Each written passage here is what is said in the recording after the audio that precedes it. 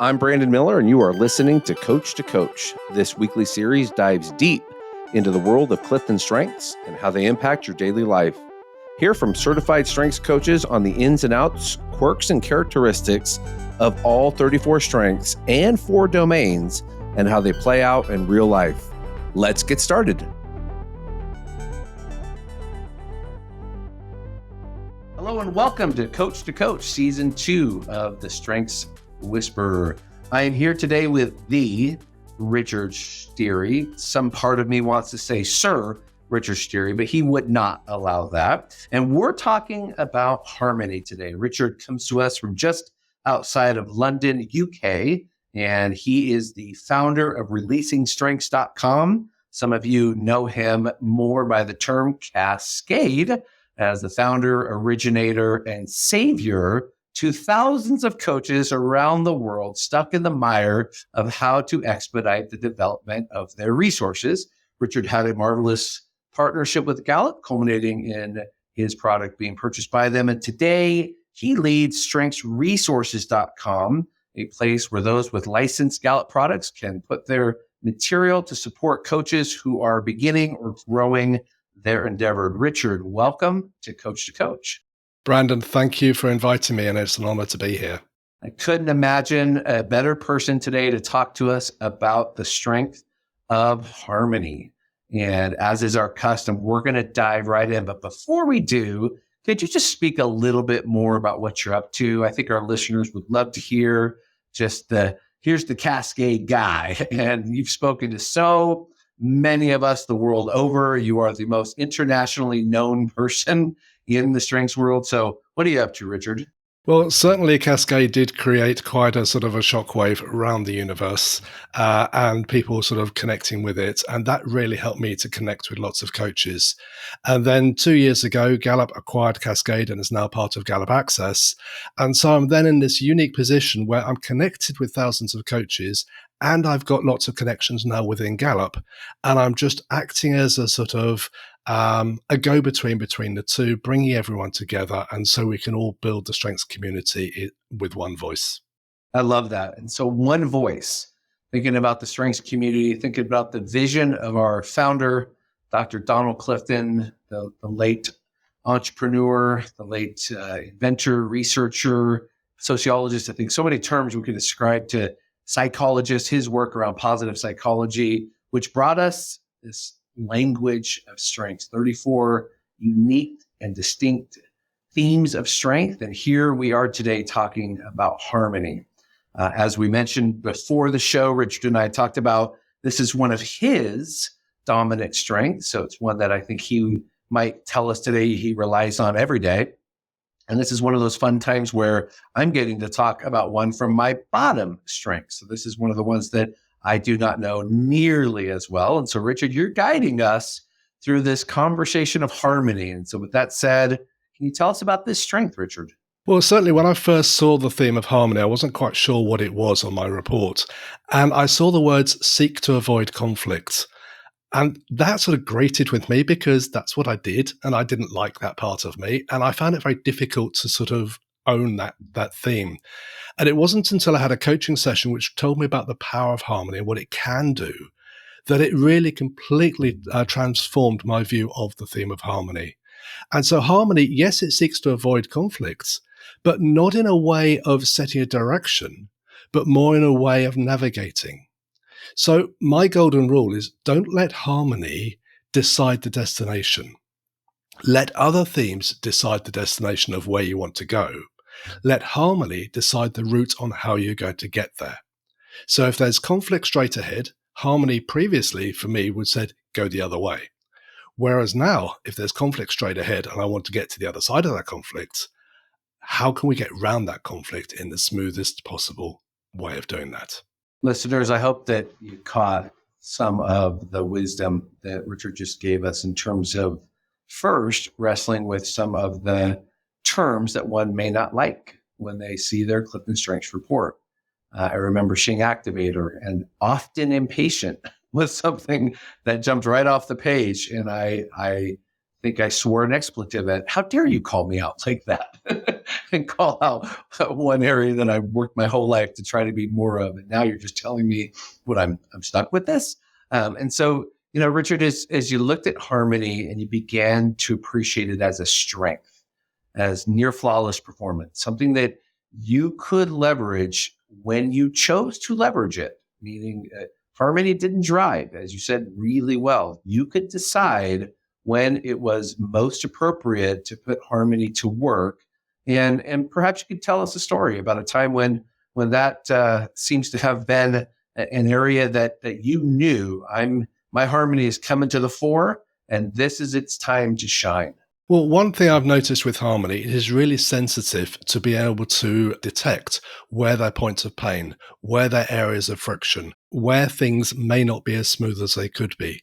And so what I do is I tend to sort of listen out for those pieces and then see, okay, how can we make that better? How can we actually alleviate that and make it easier for everybody else? So one of the things I recognized in the coaching community was that there are quite a few coaches who've created their own products using Clifton Strengths under license with Gallup, but there's nowhere where you can actually find them unless you know that person or you're looking for that very specific product. And so one of the things I've done with Strengths Resources is to bring all that together, showcase all the different Clifton Strengths resources and products and materials around. So where people have written books, people have got created merchandise, that sort of thing. It's all there in one place. People can then find it. So you alleviated the point of pain. You alleviated where there was a space or there was a gap, a place in need. In our journey together, Richard, I believe that you've had the occasion of coaching others in their strengths, and probably something that you've done whether you were being paid to or not. As you talk to so many coaches around the world during your years running Cascade. Cascade's the product, but your years, I think you were almost more known as the Cascade guy, right? The Cascade guy who has Releasing Strengths. But as you were leading that effort, and so I imagine you perhaps have had the ability to talk to people with a harmony strength, how to bring the best out of. And so for our listeners today who are strong in harmony, what are some things that we can tell them that might apply to many of them?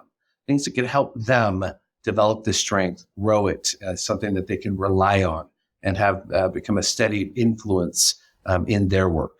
Well, something I've noticed with harmony is that it can often get stopped or blocked if it can't find a practical way forward. It's a very practical theme, and it's looking for that practical step of how to go forward next. And sometimes if there's a blocker, it's very difficult to sort of identify okay, how can I get moving on this one? But sometimes it's just a matter of take the first step, see what happens, and then see where the next step is.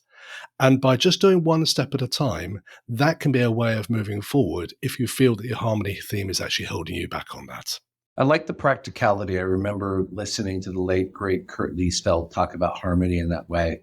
He would say it's just so practical, so down to earth. It's a theme that likes to find the common ground. So it looks and it seeks alignment. It seeks agreement. And I think it might be true to say that when it continually finds a lack thereof, it moves to dissonance. It starts to maybe pull away. And you said that earlier in regards to avoiding conflict, but perhaps that avoidance of conflict might really be avoidance of alignment, harmony needing to pull back because it's clear we aren't there yet. We're not in that space where we have unity. So I'm gonna pull it back now to perhaps wait or find another place where that can occur. Is that something that in your own development, your own journey, you can start to sense that or feel that when you're engaging with others? I think there are times, because certainly harmony loves the sense of clarity. As in, if you're asked something, I need to know a little bit more detail sometimes.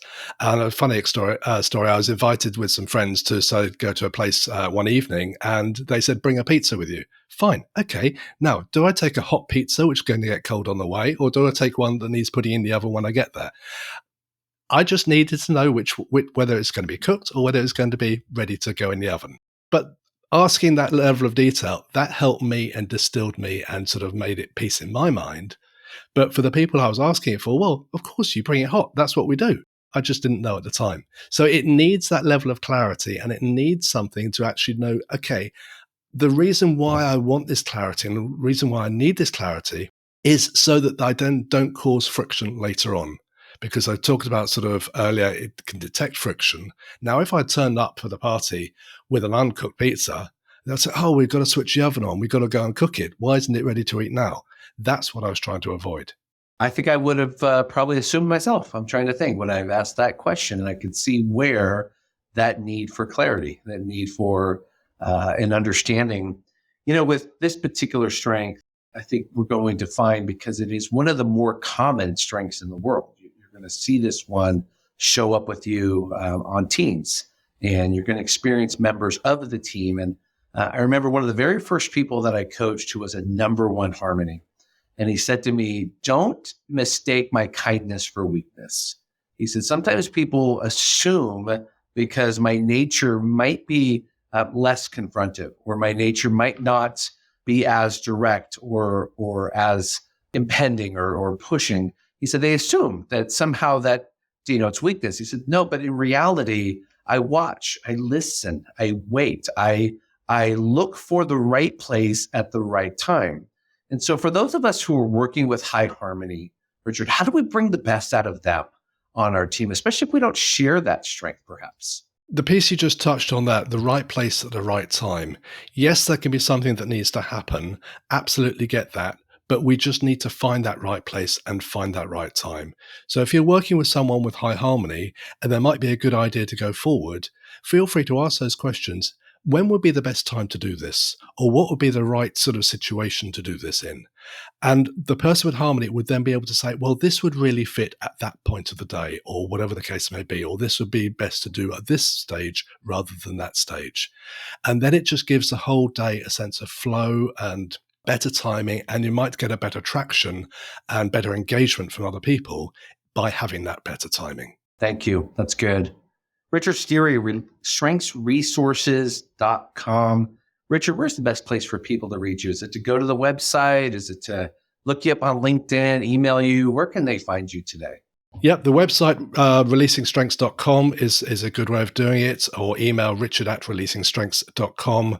Just search for me on LinkedIn. I'm fairly on there quite regularly, so feel free to find me on there as well. Excellent. And today we are talking about harmony. Richard, one of the resources that we give to our listeners if they request it is the contributions and needs list, which you are very familiar with. And when we think about the contributions of a person with harmony, I want you to listen to this list. And I'm curious if you can make ticks next to each of these as I work my way down. Perhaps share which ones really stand out. So here we go. Maintaining balance, creating common ground, peacemaker, doesn't rock the boat, conflict averse, provides a steady influence. What are some of those that really jump out, or all of them? Could you elaborate a bit on the contribution of someone with the harmony strength? I would say balance, maintaining balance. If I hear one side of the argument, I want to hear the other side first before I can make comment on it. So if there's a news story about something, all very well, it might be sensational, but let's hear the other side first, and then we can have a discussion about it. And just putting things in context there. And I'm not sure if you mentioned about calmness amongst confusion, but that's certainly something that I tend to do a lot of. If there's a stressful situation and so on, okay, how can we pick out what's really important, focus on those things, and then the calmness will start to appear and the confusion will start to die down. I want to ask this question because I just added that to the list there. Calmness among confusion. I want to ask the how. So you're sensing, this is clearly a space where there's confusion. What are some ways that a harmony helps to do what you just described? Well, I think in time of uncertainty, when there's so many different variables and so many different moving parts, yes, there's a lot of moving parts, which is very sort of distracting. Have a look to see at the parts which are not moving, the ones that are static, the things that you can predict, the things that you know are going to happen, and then build on those pieces. And then as you move down that journey of building on those pieces, other things will start to fall into place. So that's one area of looking at it. Another area is thinking, okay, if there's about 3 different options, you don't know at this stage which option that's likely to be. So have a rough idea of what you're options are and how you could use them. And then when you get to that situation, you know what you can do. Just do whatever you think is appropriate at that time. Richard, when someone with harmony is in dissonance, so let's say that they're in a space where they're not happy, they're clearly something is not right, but by all appearances, one might not know, because by all appearance, it's a calm, but internal there's a storm.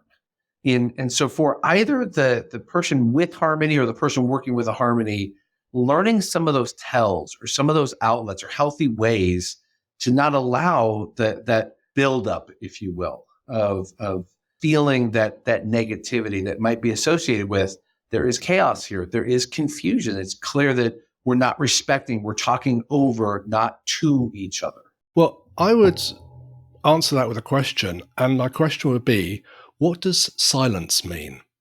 And if you're talking to someone and they're absolutely quiet about it and they're not responding, is it that they're not disagreeing? Or is it that they do disagree, but they don't want to share their disagreement because that's going to cause conflict? And it's by knowing the person, high harmony is more likely to stay quiet and not disagree on something, because in some respects, it might not be worth disagreeing. Why rock the boat if you don't have to? Just stay quiet, move on.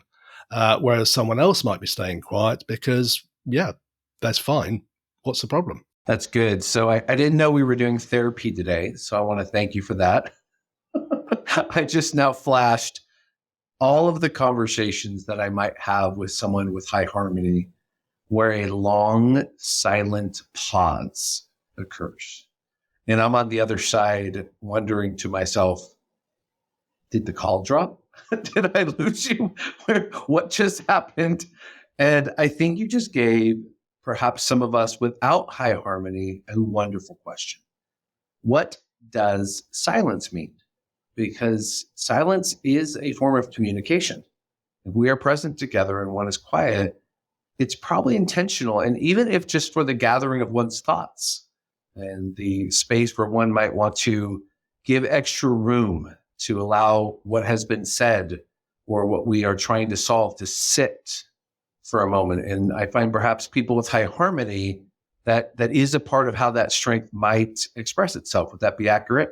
Absolutely on that. And to sort of add to what I was saying earlier, when the silence finishes, rather than say, why did you do that? Or very confrontational question, or very confrontational statement it may be, I'd perhaps ask a question. What was your thoughts when you created that? In other words, why on earth have you done it that way? Is what I'm really saying. But I'm just saying it in a nice, smooth way in terms of take me through the design process of how you got there. Excellent. Richard, thank you so much coming to us today. Releasingstrengths.com and strengthsresources.com. So releasingstrengths.com, you can find Richard there, Richard at releasingstrengths.com. He said he is a frequent LinkedIn visitor. So if you're going to message him there, Richard, they can probably expect a response from you. Would that be right? Sure. Very good. So let's talk about needs. So harmony, like every strength, has certain needs that help it to be successful. And we have certainly uncovered several of those. So calm and respectful discussion. And I like that the word calm already has been brought out. Balance, and there's a lot you can unpack with that word. Areas of agreement, willingness to discuss rationally, and avoid escalation of conflicts. So here are some of the needs, and you can color us in on adding more or just a bit about what those needs mean and how they help someone with high harmony, whether it's you, someone you're coaching, or a member of your team who works with this strength. The one that really stands out on that is finding areas of common ground. So that maybe I'm meeting somebody for the first time, and it may be somebody I wouldn't naturally connect with, but I would look to see, okay, what have we got in common? Is there a sort of a place we visited, which we've both been to, that we can talk about, or something like that? Is there something that we have the similar view on something, just to get that conversation going and looking for that area of common ground with that? And I think adding to that, certainly in meetings, in discussions and things, when we're trying to negotiate something or trying to bring something big together, what do we all agree on? Keep going back at the beginning of the meeting. This is what we agree on. These are our principles. This is our vision. This is our focus. This is where we're going. Then let's have the discussion around that. And very often the discussion is all about, is kept on track, and you get very few red herrings and things coming from that. But going back to the need, it's needing the time at the beginning just to set the scene to say, this is what we agree on, and this is where we all understand the way forward to be. Finding areas of common ground, staying in that space where we build on that. We can support each other with those areas of common ground. Richard, you've given us so many great nuggets today. The question, what does silence mean? Sensitive to points of pain, finding areas where we can create alignment or agreement, calmness among confusion. And so as a way to part with our time today, listeners, if you're here and you're hearing some things that might be very interesting to you and you'd like to receive a resource, How to Be a Great Teammate to Me is a resource that our sponsor 34 Strong has for you. If you message Brandon at 34strong.com, we'll get you in touch with How to Be a Great Teammate to Me, and it'll share with you this amazing inventory of contributions and needs. And if you connect it with the show, you're going to add to the list. As Richard demonstrated today, someone with a strength in this area can add further depth, further meaning, further interpretation. Richard, anything else about harmony that we left off the table today that might be helpful for our listeners when thinking about this strength in particular? The biggest lesson I learned with harmony was having a coaching session about it right in my early strength days and embracing it and using it rather than trying to reject it and push it to one side. Lean right into it, listen with it, engage it, and then other people will start engaging with you. Brilliant. Richard, thank you for your time today. Thanks, Brandon. And for everyone listening, again, strengthsresources.com is where you can find an assortment of licensed products to support you in your coaching journey, whether that coaching is something you're doing external as an independent or internal to help develop a strengths-based organization. And of course, you can reach Richard at releasingstrengths.com. This has been another episode of Coach to Coach, Season 2 of The Strengths Whisperer. Thank you for joining us today, and we'll see you next time. Thank you for tuning in to the Strengths Whisperer Coach to Coach. Please feel free to reach out to Brandon to partner with 34 Strong for collaboration opportunities to serve your employees or clients together.